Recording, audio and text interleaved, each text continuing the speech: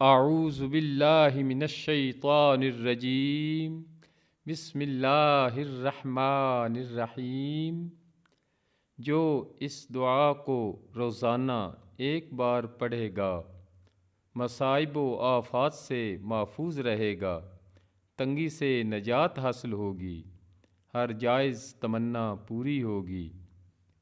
دعا کو پڑھنے سے پہلے آپ چینل کو سبسکرائب کریں، لائک کریں، شیئر کریں تاکہ ہماری آنے والی اسلامی ویڈیو آپ تک پہنچتی رہیں۔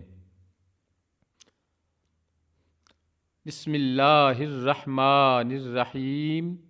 یا اول الاولین و یا آخر الآخرین و یا ذا القوة المتین و یا راحم المساکین و یا ارحم الراحمین۔ صدق اللہ العظیم۔